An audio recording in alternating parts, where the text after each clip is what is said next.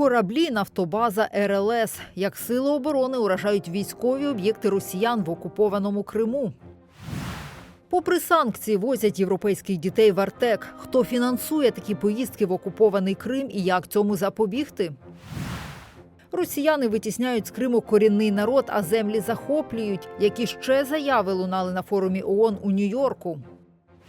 Два великі десантні кораблі Чорноморського флоту РФ у Севастопольській бухті і радіолокаційна станція «Подльот». Про такі ураження в окупованому Криму повідомили цього тижня у Головному управлінні розвідки Міноборони. Спецпідрозділ «Примари» поцілили по суднах «Ямал» і «Ніколай Фільченков» та вивели їх з ладу. Обидва кораблі окупанти використовували у війні проти України.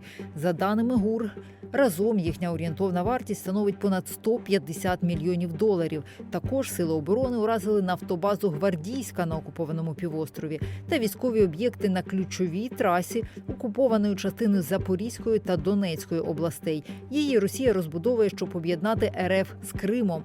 Українські оборонці поцілили також по пункту управління рухом військових кораблів Чорноморського флоту «Стрілецький» у Севастополі.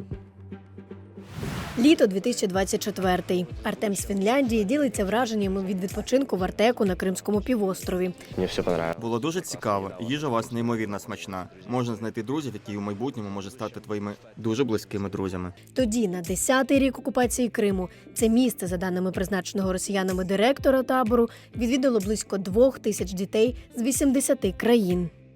У квітні цього року журналісти фінського видання Helsingin Sanomat виявили, що некомерційна організація з Фінляндії протягом останніх 2 років отримувала гранти від мерії Гельсінкі на суму понад 40 тисяч євро. За даними розслідувачів, ця ГО, зокрема, возила дітей до Артеку в окупований Крим. А її засновниця Вікторія Таганова з Естонії в Україні внесена у базу «Миротворець». Вона активно бере участь у заходах у Росії, виступає на різних форумах. У них була підтримка через, в тому числі, оплату зарплати, якихось, субсидія на оплату зарплати. Я майже впевнена, що Гельсінкі б ніколи б не дали гроші на такий проєкт, оскільки, підтримка цих країн України однозначно.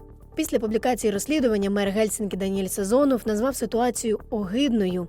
Але випадки, коли діти з Європейського Союзу та інших країн відпочивають в окупованому Криму, не поодинокі, розповідає журналістка фінського суспільного мовника. У 2024 році нам стало відомо, що 6 дітей саме з Фінляндії відвідали окупований Крим на міжнародній зміні табору Артек. Разом з ними також були діти з багатьох країн Європи, зокрема з Німеччини, Франції. Ми знали, що діяльність поїздки ці курував Російський центр науки і культури, або, як ми знаємо, також в багатьох країнах це називається «Руські дома». До окупації в табір Артек щороку з'їжджалися діти з різних країн світу для відпочинку, навчання та культурного обміну. Юристка Катерина Рашевська згадує, була на одній з таких змін у 2012-му. Порівнює, як було у таборі тоді і що тепер. Мій час теж була клятва артеківця, і ми там обіцяли пам'ятати Артек, всі один з одним товаришувати і так далі. На цій зміні клятва артеківця полягає в тому, що вони будуть транслювати, поширювати російські цінності у своїй державі. І це є велика загроза. Після окупації півострова росіяни перетворили Артек на пропагандистський майданчик. У квітні Центр протидії дезінформації повідомив, що у таборі запустили освітні курси з управління безпілотниками. За політику мілітаризації низка країн запровадили санкції щодо контрольованого росіянами Артеку. І в ЄС, і в Швейцарії, і у Сполученому Королівстві, в США, в Канаді, навіть в Японії. Весь спектр тих, хто фактично накладав на Артек санкції, він був присутній у колі тих дітей-учасників. Думаю, що це особливий елемент пропагандистської кампанії – продемонструвати, що от уряди не дружні, а люди там, вони зовсім інакші. Вони розуміють, що не все так однозначно, що, можливо, Росія і не такий вже держава-агресор, бо ж відправляють дітей своїх, своє найдорожче. За словами Катерини Рашевської, Росія виділяє великі кошти з бюджету і розподіляє їх за кордон, щоб фінансувати пропагандистські заходи для підлітків.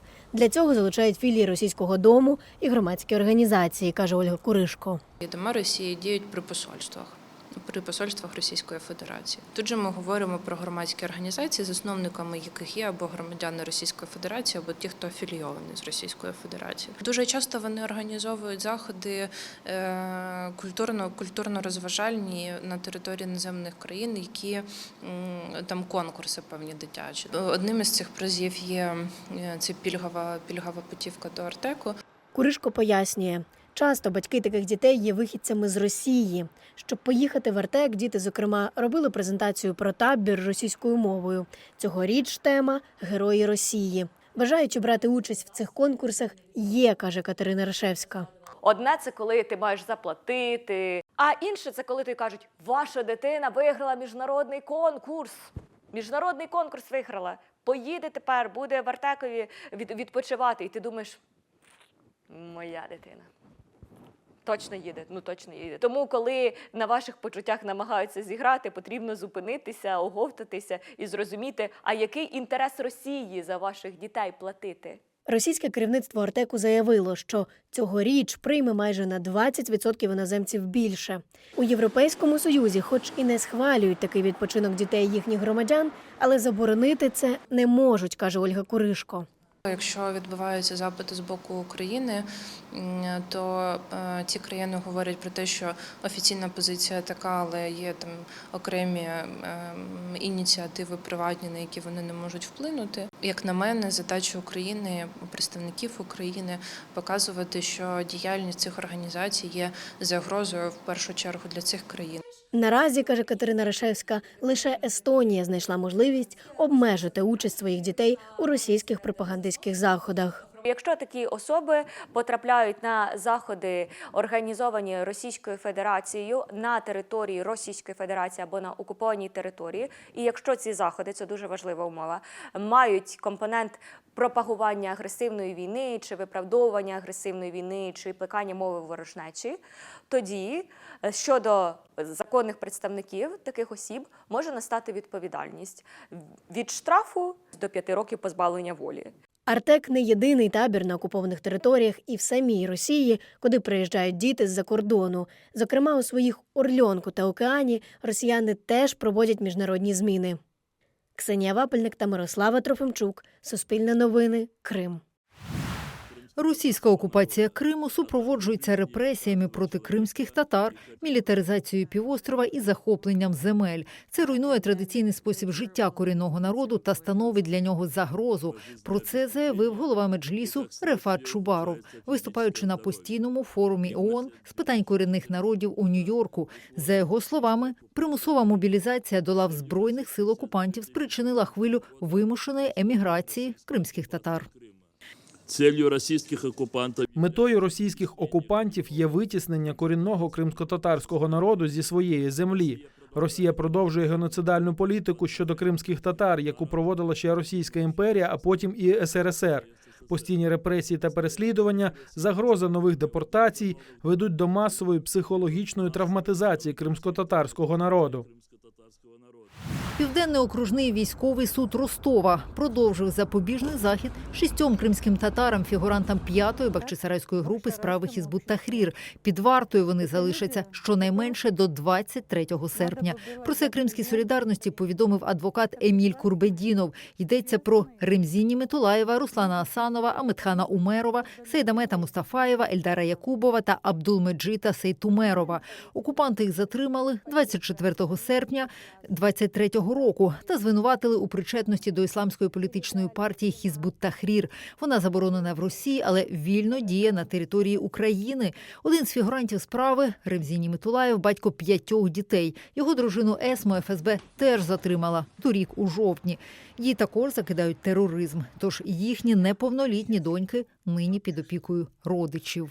Прокурор заявила свої Прокурорка висловила свої припущення, знову формально, не надавши жодних фактичних доказів, що наші підзахисні нібито можуть переховуватися і впливати на свідка.